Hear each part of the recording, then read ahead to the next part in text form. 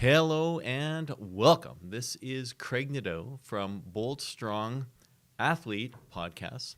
Today we're going to talk about creatine, and creatine is a very well-researched and overly talked about product, but still, occasionally I've talked to, usually it's the parents of some youth that they're suddenly taking creatine, they're concerned, they don't understand it, and obviously, creatine over the years has been subject to a number of myths, a lot of concerns.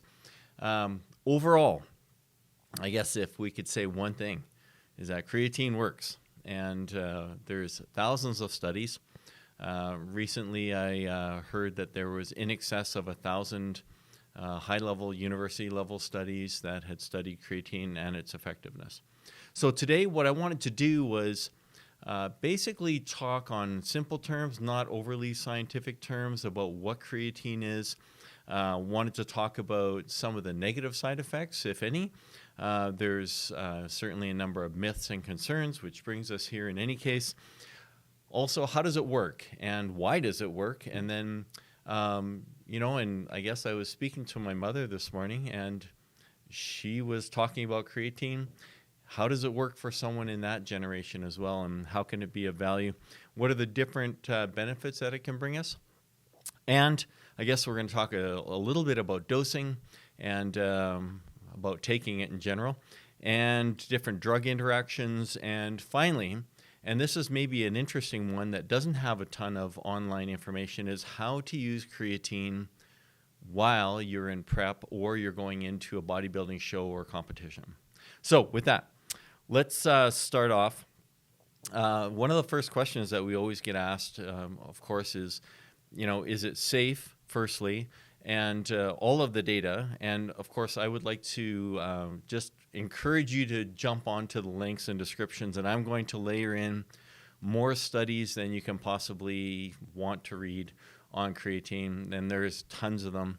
And basically, every study that you would ever read would say that creatine is safe. It's safe for use over extended periods of time. There isn't a ton of studies on what would happen if you used massive amounts of creatine. It probably would be unsafe on the people participating in the study.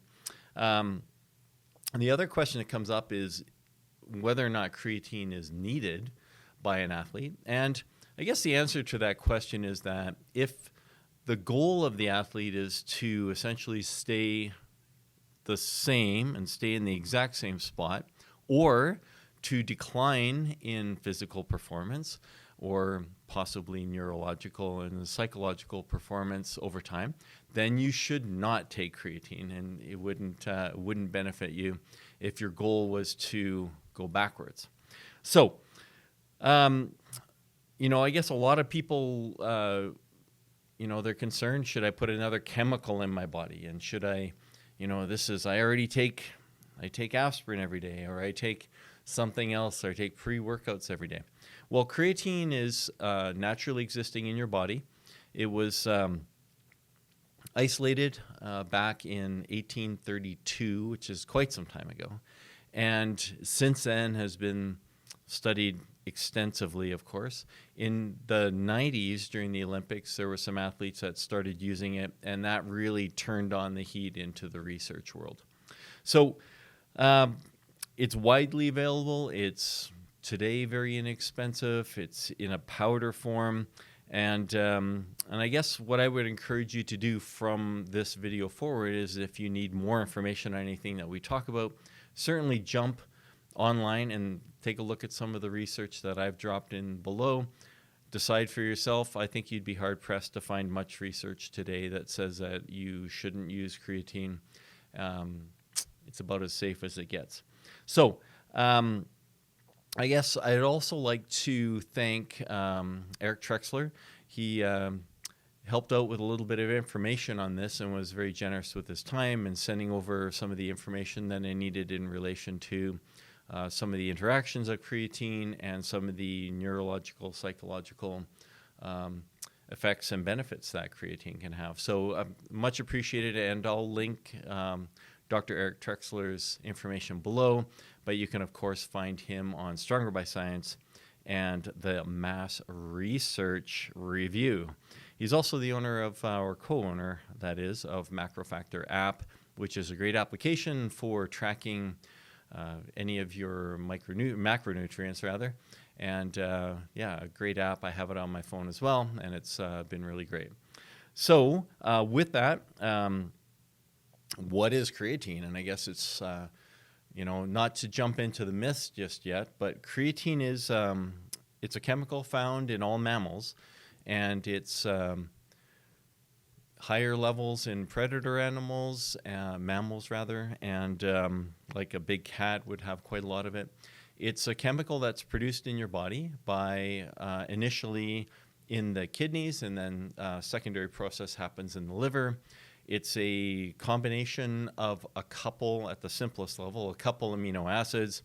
There's other, obviously, enzymes and catalysts that go into the process, but it's a couple amino acids, and it comes out the other side of the liver, and it's distributed through an active transport system throughout the body, and it allows, goes to the muscle. I guess that's initially what happens. It primarily goes into the muscles. About 95% of all of the creatine in your body is found in your muscles. Your liver and kidney are producing it all the time, and your body can keep up with the regular daily needs that you may have in your body. The other 5% of creatine, which comes up a little bit later here, is found in your brain, some of the organs, in some of the other parts of your body that, and we'll talk about this later. So anywhere where there's a metabolism of adenosine triphosphate, you're going to find this chemical creatine somewhere close by. Now, one of the other things with creatine is that creatine, given that it's natural, can be supplemented. And there's really two ways you can supplement creatine. The first way is the way that it was done for thousands of years before we got to today. And that was creatine exists in meat, all meats, whatever kind it is, including seafood. It's in there as well. It's in a small amount, and you'd probably have to eat a ton of it to really get a huge dosage out of it. So it's in meat, and when it was discovered and isolated, and then it became available in the late 90s, and obviously into now it's universally available anywhere you go. When you take creatine as a supplement, as a powder form mixed with water or juice or what have you, creatine is dissolved and it goes into your bloodstream and it moves into the muscle groups. What the studies have shown is that you can increase your muscular and, in fact, brain creatine amounts by as much as about 25%. So it gives you an added amount of creatine. It's not massive, and certainly when you look at the broad spectrum of things that people put in their bodies, in the case of bodybuilding, increasing something by 25% that's naturally occurring is not a big deal. Now, the other thing with creatine is that it's not suppressive.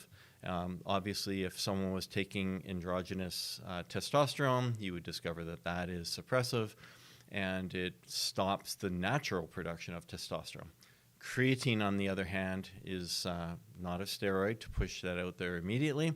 It certainly just supplements what's already existing in your body. And that, again, gives you about a 25% boost in the muscles of this creatine product. So there is other, we could go into it, we won't, because I want to keep this fairly simple. Creatine exists in different formats throughout your body, depending on where it exists in the energy cycles or energy systems. So we're going to stick with the word creatine. We don't need to get that complicated about it. As I said previously, creatine is typically taken with some sort of liquid. I would take creatine with something that is flavored, because creatine, while tasteless and essentially colorless, it's white, You can obviously taste it in your mouth, that you know that something's there. With a little bit of flavor, it certainly goes down a little bit easier. I typically take it with BCAAs, and it's easy to take and goes right down. Nextly, we'd like to speak quickly about the negative side effects of creatine. Now, this is where it's a little bit interesting. There isn't really a whole lot of negative side effects. There's really only one that's commonly spoken about, and that side effect is that when taken in higher doses, and we'll talk a little bit later about the loading period of creatine use, when it's taken in higher doses, some people experience some stomach upset. And realistically, when you put something that you don't normally take into your stomach and it's at a higher level, you're going to experience some sort of discomfort. I have never had that experience with creatine, and I've taken probably more of a single dose than other people might, and I've never had an experience with any stomach upset whatsoever. Other than that, there really isn't any side effects. So given that there isn't really any side effects, let's just jump into some of the myths and concerns that people have had over time with its use and the chemical itself. The interesting thing about the concerns that people might have about creatine, in my mind, and this is a bit of a side notion, really is I don't quite understand why creatine, which exists in your body, you're only adding a little bit more to what you already have, is such a concern when people are entirely happy to take all kinds of other chemicals that might be found in pre-workouts. Caffeine is a big one that people are entirely comfortable in taking, which does not naturally exist in your body. People are entirely comfortable drinking alcohol, which isn't naturally produced in your body. And even overeating at a buffet is probably not the healthiest thing that we should be doing. So creatine, it's already there. So let's just look at some of the concerns that people have had over time. And honestly, most of these concerns at this point in history have been they're almost gone. Very few people even question the efficacy or safety profiles of creatine at all now. Some of the original concerns about creatine was that it was actually a steroid. And chemically, it's not even remotely similar to a steroid. It's very similar to amino acids stuck together. It's quite straightforward in that format. One of the other concerns was that potentially creatine is a fat builder. It actually forces you to be fat. This is a myth that really it comes from what happens when you're using creatine is that creatine pulls water into the muscles themselves, and it can make your muscles almost immediately, or once it's loaded anyways, appear bigger.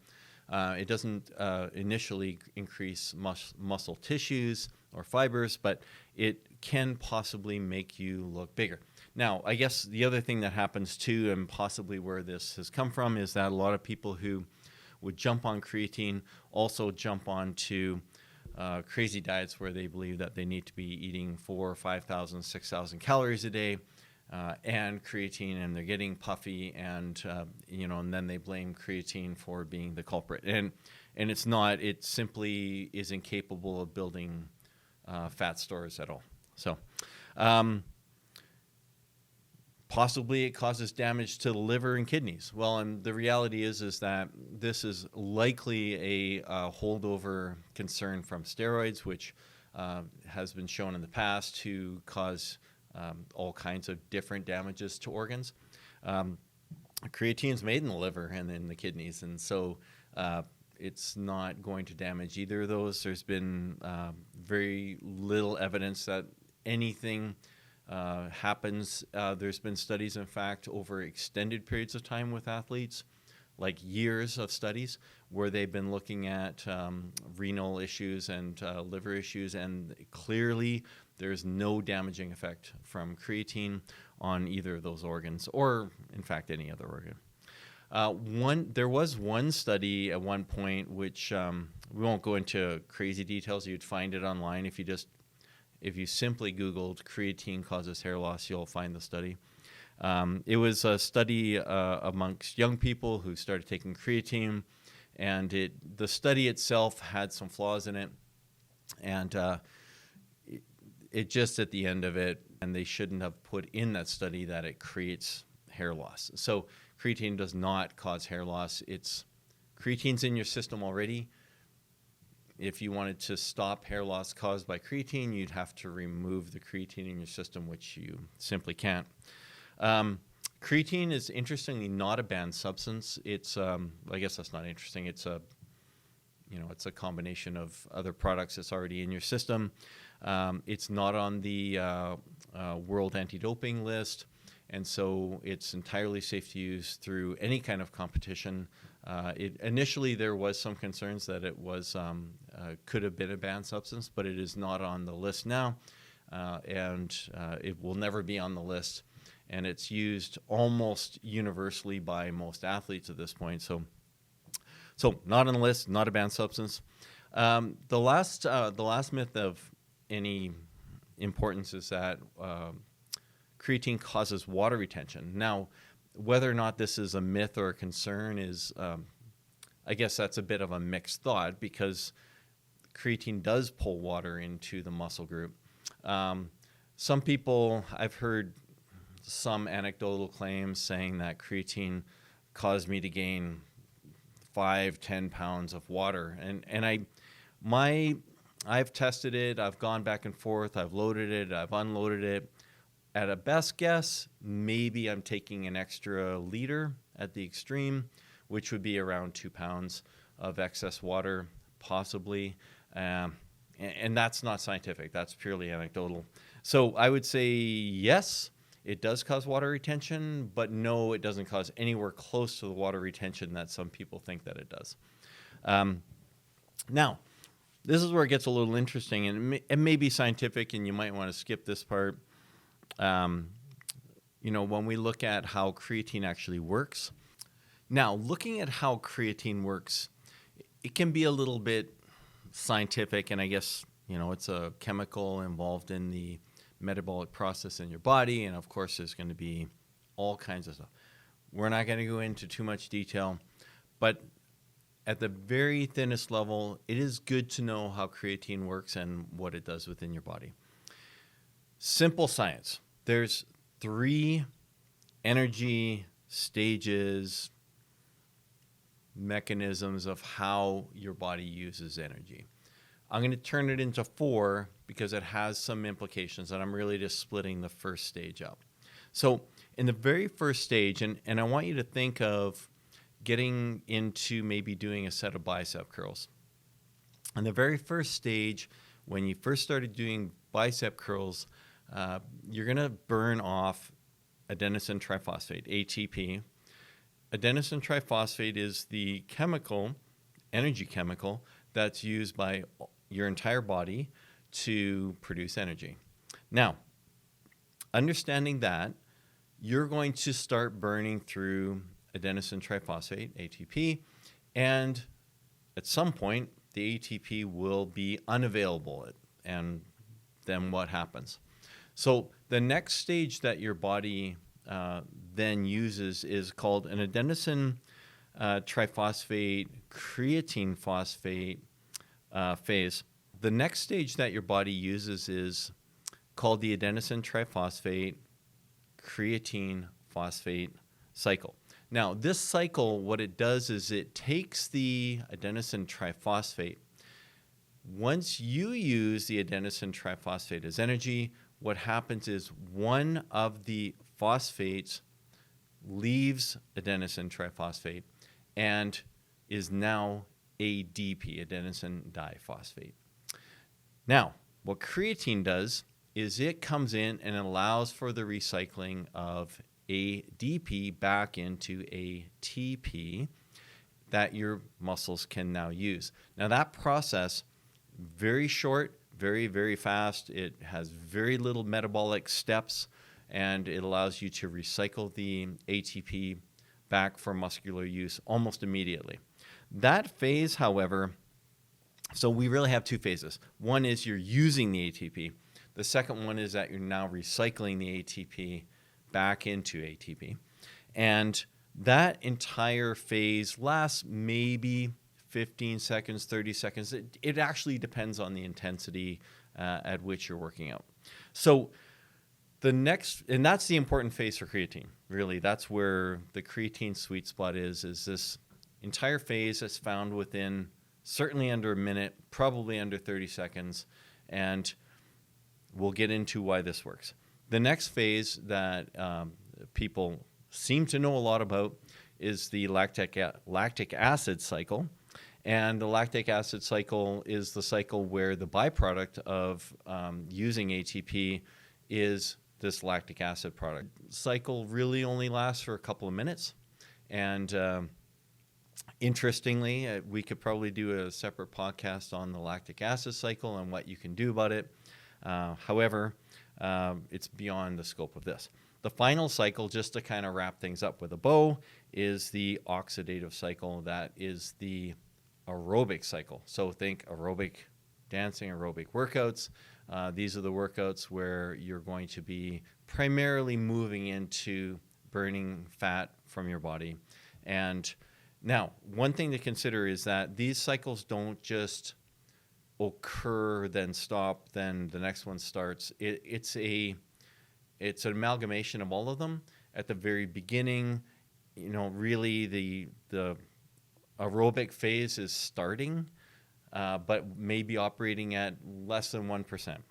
By the end of the aerobic phase, possibly we're still using the ATP cycle, but it's at an incredibly low number because your ATP is primarily used up. Looking at that process and understanding that creatine is really only effective at a high level within the ATP/ATP creatine phosphate energy systems, what this would show us is that creatine's greatest benefit or efficacy is going to be during that first under 2 minute process.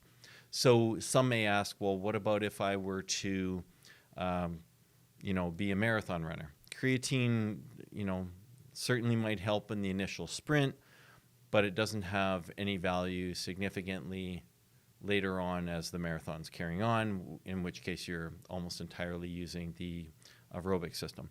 Now, the only small mitigating comment in there might be that for training purposes and for other benefits, creatine can be useful still. As we mentioned, creatine pulls water into the muscle.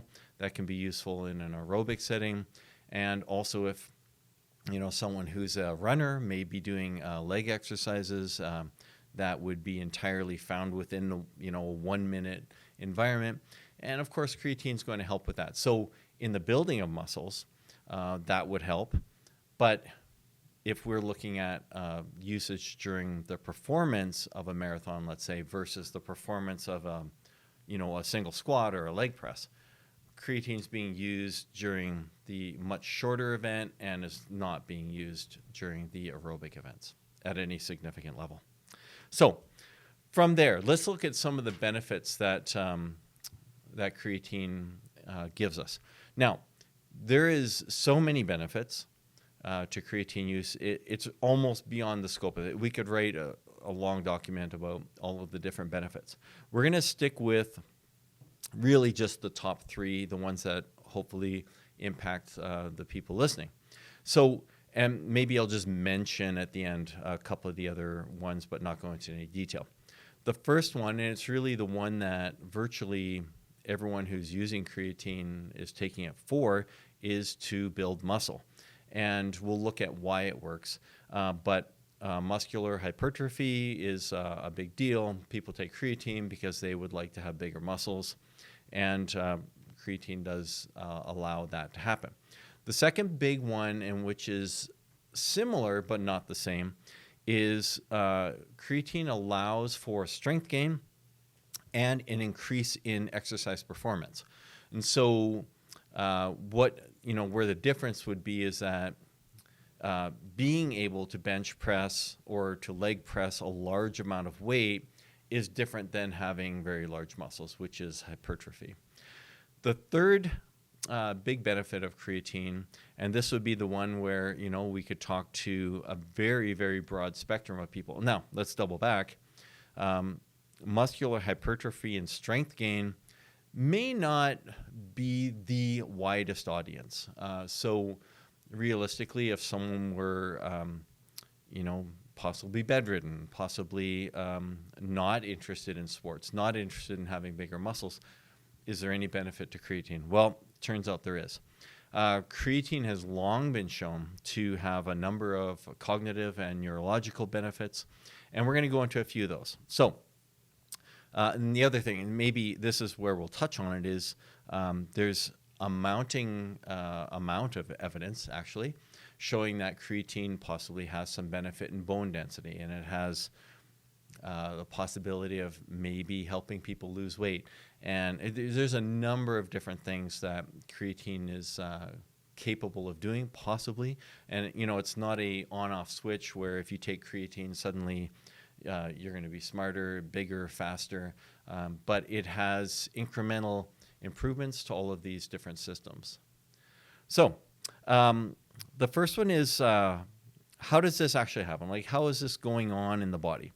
So basically, because you have creatine in your body, it allows your body to produce more ATP from the initial energy systems of the ATP-CP cycle, which then extends those energy cycles. And so we'll touch on this a little bit more, but what it essentially allows you to do at the lowest level is have more volume because you have more of that available energy. And I think we've all been there, maybe.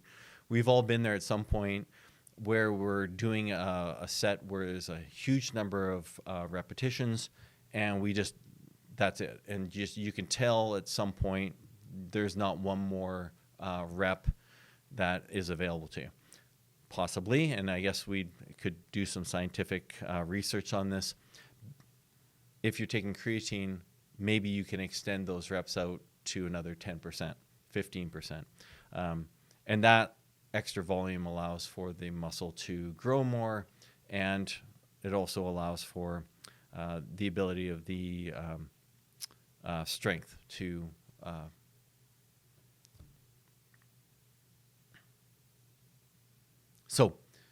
and obviously by being able to put more volume in, you also have the opportunity to be stronger and to create a greater strength gain in some of the exercises you're doing. Now,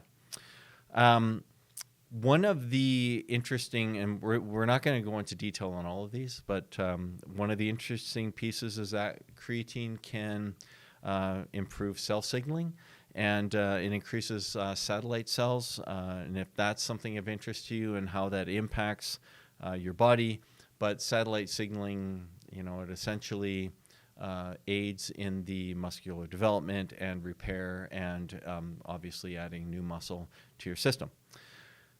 Creatine's been shown to increase anabolic levels in your body, and in particular, it's been shown to improve IGF-1, which is one of the factors that allows your body or encourages your body to grow, to be at a simplistic level.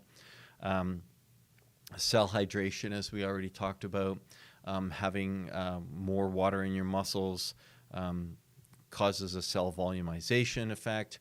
Cell volumization, in turn, has been shown to possibly allow you to build and increase muscle size over time.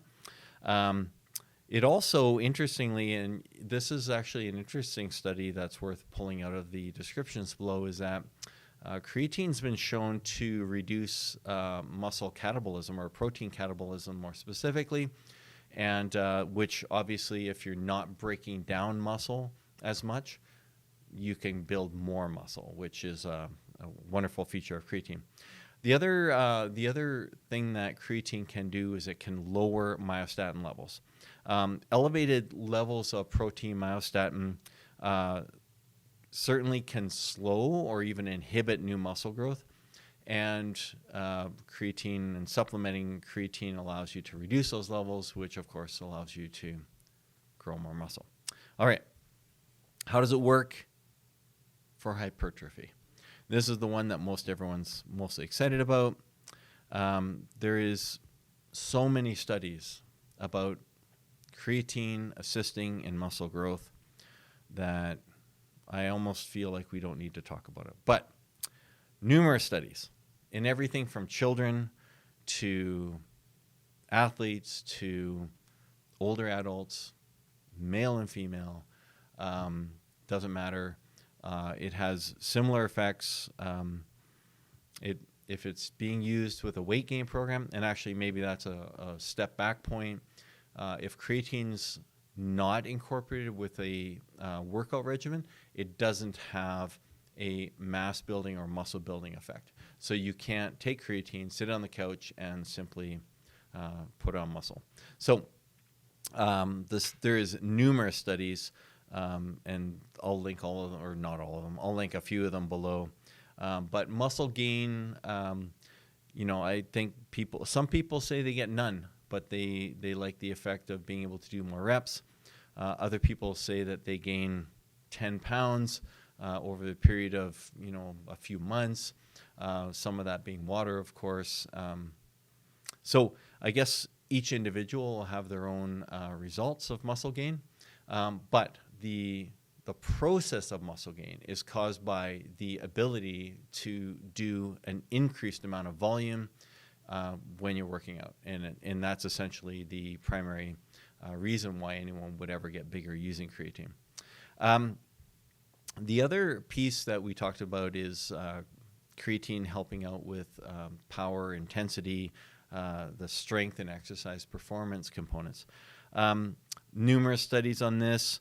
I've seen stats where leg strength has gone up by anywhere from 10 to, I saw one study where it was in excess of 40%.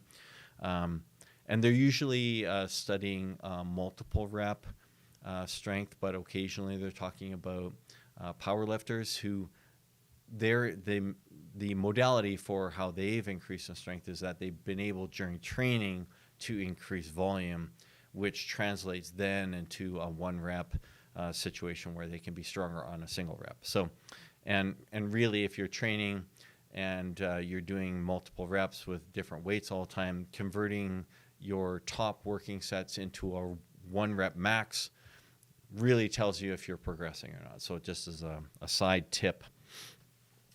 It's not exclusively for bodybuilding, of course, too. Anyone who's sprinting, which is essentially a strength environment, also cycling for short track cycling, all of those have been well studied, and they clearly show that the performance within cycling and sprinting and anything where there's a fast movement and it's a short movement over a short period of time has shown fairly dramatic improvements on a person's performance once they've loaded and taken creatine for some time. Now, the next part, which I find really quite interesting, and this is an area where Dr. Eric Trexler, again, has spent some time doing some research, and frankly, lots of people have done this research. Basically, there's a big impact on a person's brain, and this is the cognitive and neurological improvements that you can experience. 95%, as we mentioned, of the creatine is found in your muscles. The other 5% is distributed, but your brain, as you may know, is a very heavy user of energy in your body, and it's a significant amount of your body's daily expenditure of energy comes from your brain. And of course, the joke would be, well, if you just think more, you'll lose weight. Not really the case. However, the brain stores phosphocreatine in this case, and really over the course of a day requires a significant amount of ATP. in some studies, and there's actually quite a large number of studies, have shown that increasing creatine, which increases creatine in the brain, then has some of the following benefits. Now, I'm not going to say it is hard to lay out, because I think some people will hear this and say, well, creatine cures things, but really creatine has a beneficial impact. Small, possibly. Significant, yes. So of the different diseases or conditions that someone may experience, creatine's been shown to help with, and I'm kind of choosing my words here, Alzheimer's, Parkinson's, Huntington's, ischemic, epilepsy, brain, spinal cord injuries, motor neuron disease, memory, and brain function in older adults. So this one was really quite fascinating. There was a 6-month study in children that had a traumatic brain injury, and that study showed a 70% reduction in fatigue and a 50% reduction in dizziness. And if anyone's had a brain injury or anything traumatic, that is very significant. And they did it with children. There was no negative results of using the creatine with the children, but that's a tremendous improvement for quality of life for those individuals. There's also been numerous human research trials, of course, because we have to draw a line, as maybe creatine's amazingly effective in mice and not as effective in humans. Lots and lots of human trials suggesting that for older adults, vegetarians, we'll get into that a bit, and those who may be at risk for neurological disorders or diseases, they can all benefit greatly from using creatine. Creatine, just so as a note, creatine, of course, is available in meats. Those people who have a diet which is vegetarian or vegan, of course, aren't eating any supplemental creatine. So their levels they're not going to be depressed. That would be the wrong thing to say, because your body's producing enough. However, you're not going to have a higher like you would with supplementing. So it's going to be, I suppose it could be lower than normal, but that would be for other reasons. But you're going to have just a normal creatine level. If you're eating in a Mediterranean diet, or a diet that includes meat and fish and so on, of course, the amount of creatine that would be available in your system would, of course, be higher than someone who isn't eating any kind of meat whatsoever. So when it comes to the vegetarian and vegan diets, and of course, we would always disclaim and say, you need to talk to a doctor or a dietitian or someone who knows more than I do. There would, of course, be a beneficial component to using creatine in those diets if your goal was to increase muscle size, increase strength or exercise performance, or increase any of those neurological components that we had mentioned as well. So some very positive results for those who have that diet plan. So from there, one of the other interesting things that shows up in some of the studies, and it was a study done specifically on vegans, not on vegetarians, was that creatine's been shown to enhance vascular reactivity. So vegetarians can be prone to something that's called, and I'm going to have to read it, hyperhomocystinemia, which is a medical condition that can lead to arterial damages and even clotting in blood vessels. What the studies showed was that creatine supplementation can be beneficial in alleviating those conditions by simply reducing plasma homeocysteine levels. So, and it also enhances vascular reactivity. So if that's something of interest to you, then there is a link in here, and you can go and do some research on that. But that was a great study, and and it just opens additional doors of the value that creatine is able to provide to people. Now let's look at loading and dosing for creatine. Now, initially when creatine first started coming on the stage, back, I guess we're, back roughly 30 years ago now, that creatine's been around for, proper use.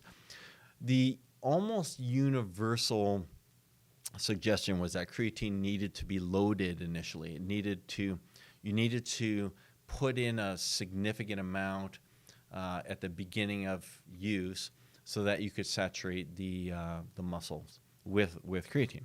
Over the last several years, and I didn't look back to see when the first time it was mentioned, but it's been shown that a regular daily dose of creatine is entirely adequate for saturating your muscles. It just takes a little bit longer. Now, some might say, okay, well, should I load or not load? Here's the reasons why you would. Here's the reasons why you wouldn't. You would do it if you'd like to see the benefits of having the creatine in your system immediately. So that's simple and makes sense. You wouldn't do it if you had any level of stomach upset that was disturbing enough to bother you. Additionally, if you were broke and couldn't afford creatine, which is one of the absolute cheapest supplements that you can get, you can spread out creatine use over, and you just start taking the daily dose on a regular basis, and it totally works. So either way, it's fine. Now, I guess one thing to quickly just mention in here too is that creatine comes in several different chemical formulations, let's say. Those formulations are heavily marketed. They're much more expensive than the primary one. The primary one is creatine monohydrate. You really don't need to step outside the box on this one. Everyone uses creatine monohydrate, and everything else is interesting. And, the hype behind most of the other products is mostly hype. Now, besides the other chemical formulations, the other way that creatine comes is mixed with other things. And I guess in my opinion, I've always felt that creatine is very inexpensive.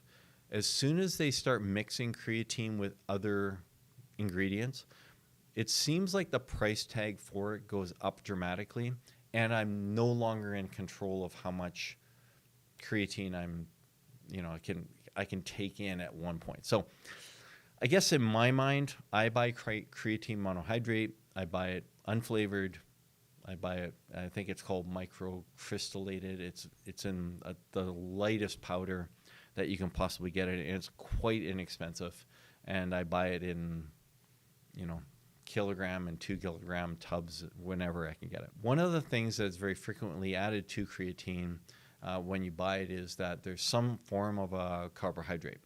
And, with that usually comes some form of flavoring, some form of coloring, and then we're into essentially something you could have done just as easily with fruit juice or BCAAs or, some other product that you have already. So I personally don't buy that. I guess if that's what it takes for you to get it down and do it on a regular basis, that's entirely fine. But there's really no significant benefit to buying it in any other way than as a pure monohydrate. You can always add sugar. You can always add juice. If you need it to be colorful, add orange juice. Doesn't matter. So as far as loading and dosing goes, let's just talk about that quickly. Firstly, if you're going to load creatine versus taking it as a daily dose on a regular basis to load it, usually what you would do is take somewhere around 20 grams per day. Obviously that's, going to be different for different people, but at 20 grams, you're safe. You're not taking too much. You're not taking too little.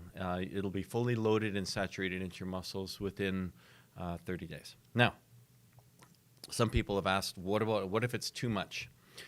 The reality is that your body is incredibly adept at being able to get rid of creatine. Any excess amounts, you pee it out immediately. So you can't really, you can't really oversaturate your muscles. Your body will just pee it out. Now, if you're going to follow the protocol where you're simply going to take the daily dose, calculate your daily dose, and I'll give you those numbers in a second here, and just start taking that dosage on a regular basis. Now, here's the daily dosing protocol and thinking. So for adults, and I'm kind of like identifying adults as different than other people. So up to about 120 pounds, you're dealing with maybe around 3 grams. And quite frankly, you don't need to weigh this. Roughly get it on a scale. If you're close, 3-4 grams, you're totally fine. Most of the scoops in creatine kind of calculate out to about 5 grams, really close. I put it on a micro scale and they come out to about 5 grams. 3 grams, and quite frankly, if you took 5 grams, it's not going to kill you. It's not really going to do anything. You'll just pee it out. You'll just blow through your creatine a little quicker. If you're between 120 to 200 pounds, basically that's where the daily dosing of 5 grams comes in, and most people are probably in that zone. That's a large portion of the population. At the higher levels, at 200 pounds plus, then you up it to about 8 grams per day. Now, the reality is there's been a bunch of studies that show that once you're saturated, because your body's producing it as well, generally it takes about a month if you completely stopped using it to actually get back to the normal basal levels that you had. So really your daily dosing amount, it's important. You can miss a day.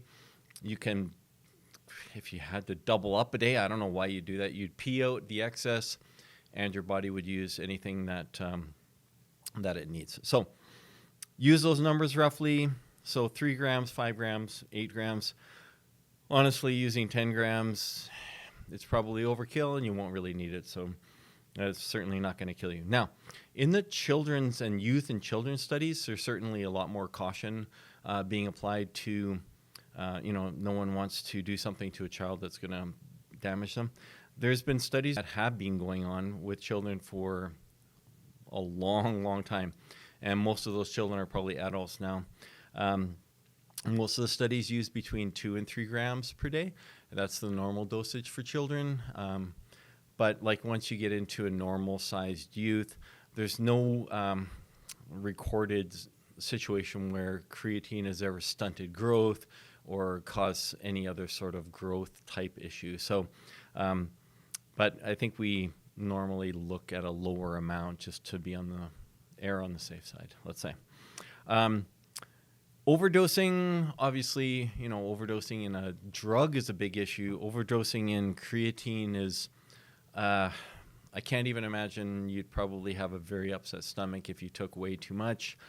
Your body's going to pee out most of it. I haven't been able to find a study that shows what happens if you take, say, 100 grams of creatine a day for months on end. There is plenty of studies that use 20 grams of creatine a day on extended periods, and those don't have any negative repercussions as well. Some people ask about timing, and I think this question comes from the fact that a lot of pre-workout chemicals, pre-workout powders have creatine in them. The reason that creatine, there's really 2 reasons why creatine's in those products. One is there was some studies back quite some time ago now, probably dating back 7 or 8 years, that showed that combining creatine and caffeine into a diet had some very beneficial effects. What it didn't really cover was the timing of those 2 things. But the study, because it combined the 2, made a lot of people think that combining them at the exact same time had a really good effect. The reality is that caffeine obviously has a very timed response, and it's metabolized in your body and it's in and out, whereas creatine, it's saturating into your muscles and you're just trying to keep levels to where they are. Literally, and some people are probably going to debate this, as far as I've ever seen, and in most of the studies I've ever seen, a single dose per day at any time, it makes no difference. Goes into your system and goes into the muscle group. It's there when it's needed. It, obviously deteriorates over time, but you do not need a burst of creatine in your system 20 minutes before you work out. It doesn't really have any impact. Like I said, it's probably going into those pre-workouts, well, for one reason, because of those studies. And the second reason really is because, as I mentioned, creatine is very inexpensive. And when you're going to sell, a bottle of pre-workout for, say, $50, the bigger the bottle, the easier it is really to justify spending a lot of money on it. So I think a lot of companies throw creatine in because it's very inexpensive and allows them to make more money on a product, essentially. I have never, well, I can't say never. I don't now and really can't remember taking a pre-workout with creatine. I've always dosed creatine independent of the pre-workout. And I usually, for myself, I take it first thing in the morning. And I may or may not even have pre-workout now. It just depends on how I'm feeling and if it's on the shelf. So timing is really a non-issue. Just take your daily dose whenever. One of the important things possibly for creatine is creatine does upload better when it's taken with carbohydrates particularly, and possibly with proteins. Proteins cause an insulin reaction, as do carbohydrates. And creatine's uploaded, or it's enhanced essentially when it's taken with a carbohydrate. So that's just something to consider. So that's possibly why I throw it in with BCAAs when I take it. A lot of people take it with fruit juice. I've taken it with milk, and it's kind of unpleasant, but you certainly can. There is, just as part of dosing, there's really no evidence that shows that overdosing allows you to hypersaturate the muscles with creatine.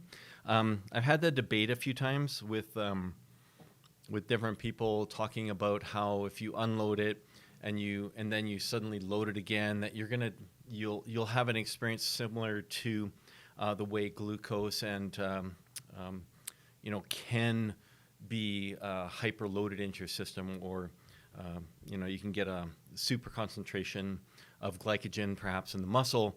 That doesn't really happen, I think, with creatine. It's possible, but all of the studies that I've seen that show upper limits, really the upper limit's the upper limit, and it's fairly consistent across the studies. You don't see a study that shows this weirdly high upper limit amount. So I don't think that it makes a lot of sense to unload it, then reload it, just so you can have more of it in your system. I don't think it really happens. Plus, it actually, it takes a week to load it, or maybe a month.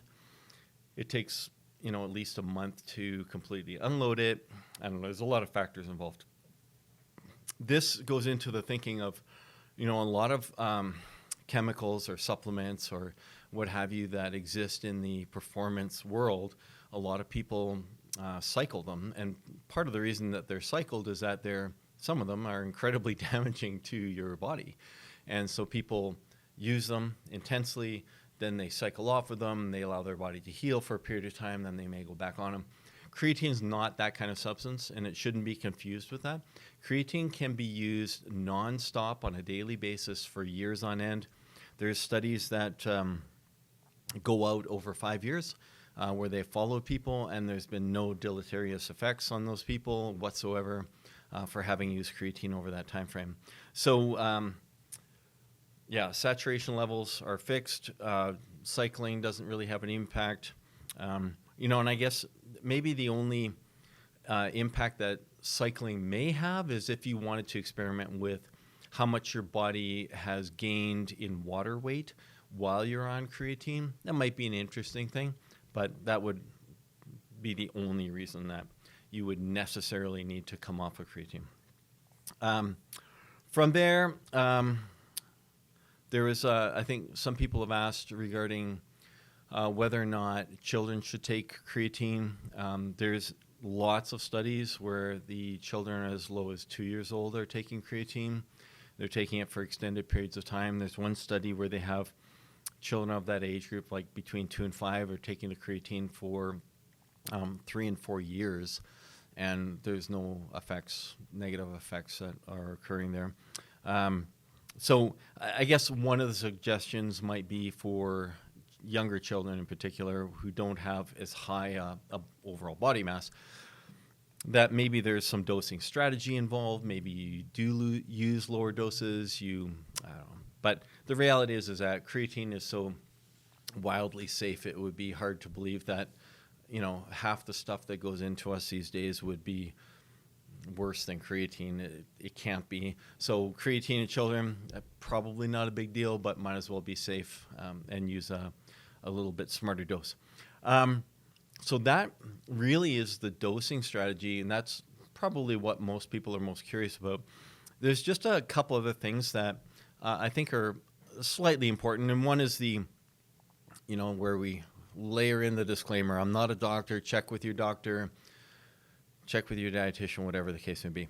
My experience has always been that when you walk into a doctor, and unless they work out and they don't know the chemicals, the more or less strict answer is going to be, if you don't need it, don't take it. And I guess if that's the case with your doctor, then you need to do your own research and, find out why your doctor possibly doesn't want you or believe that it's the right thing for you to take. So do your research, check with a doctor, that sort of thing. Now, there is some drug interactions with creatine. They're very limited and to very unusual drugs. And I honestly, they're so unusual, I'm only going to put them in the notes because I can't pronounce them.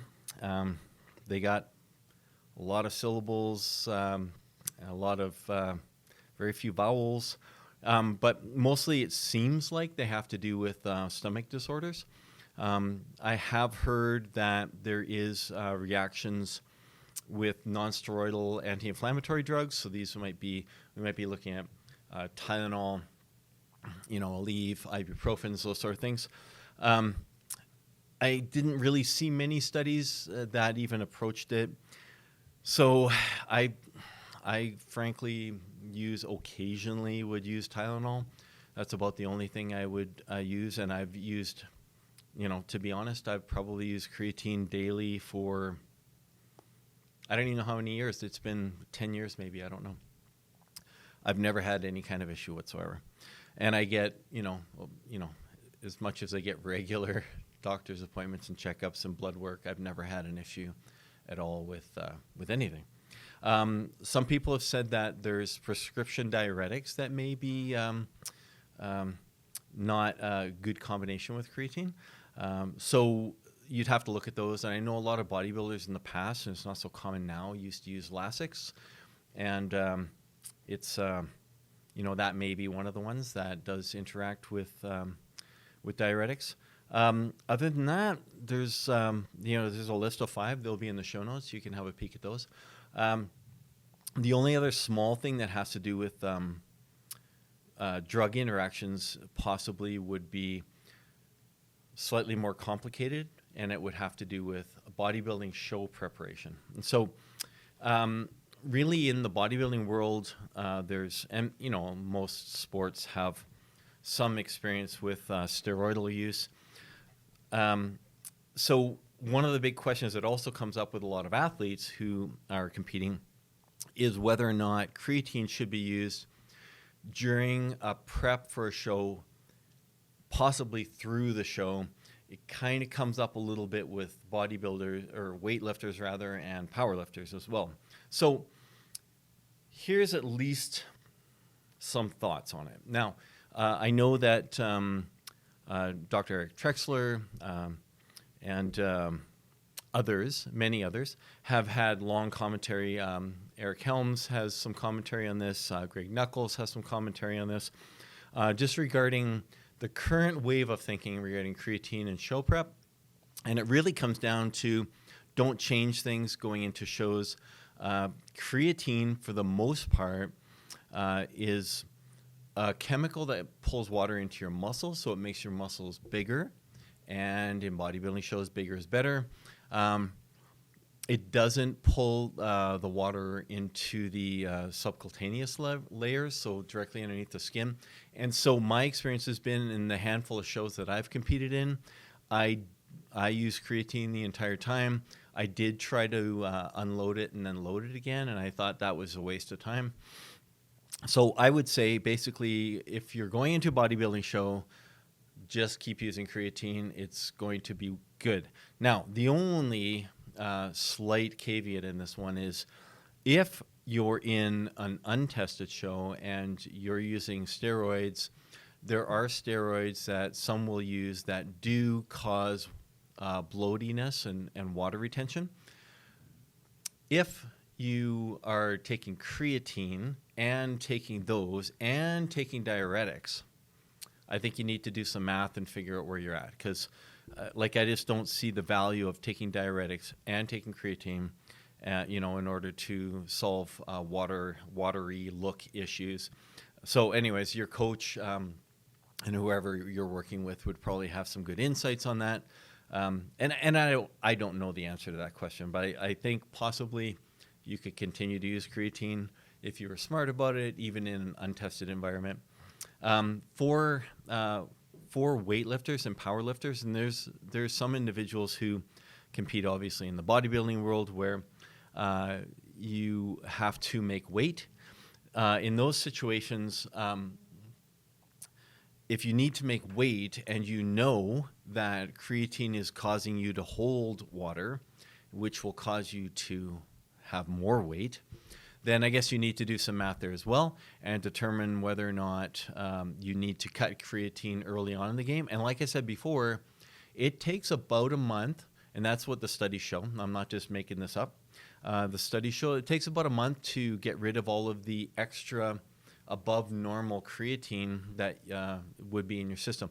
Now, that being said, the reality is that some of that creatine is coming from the meat you're eating, and I know a lot of powerlifters, bodybuilders are desperately in the world of trying to find more protein through eating more meat. So I guess it's you'll have to look at that individually, but for the most part, as long as you're making weight, in that case, then certainly taking creatine makes a lot of sense.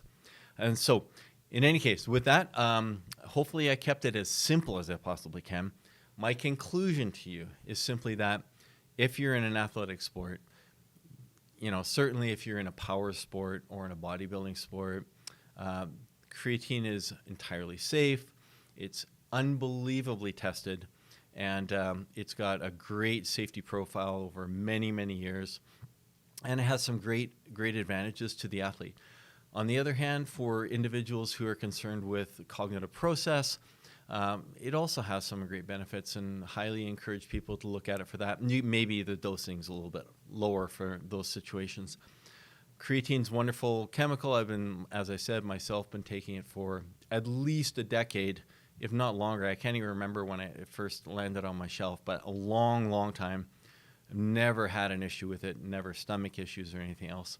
And I absolutely can, at least anecdotally, say I believe that it certainly does cause muscle tissue to be more bigger, of course, because it's partly holding water. I do believe that it helps muscle grow.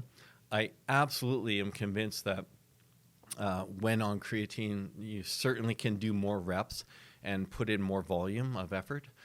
So for me, all around, excellent chemical, excellent product, and hopefully you can have a very serious and good look at it. Thanks for your time. Again, this is Craig Nadeau of Bold Strong. I'm going to link a whole bunch of stuff, a library of material below, and enjoy. And jump on the Bold Strong website, and you should be able to find a transcript of this if you want some of the details and all of the printed out links. Have a great day.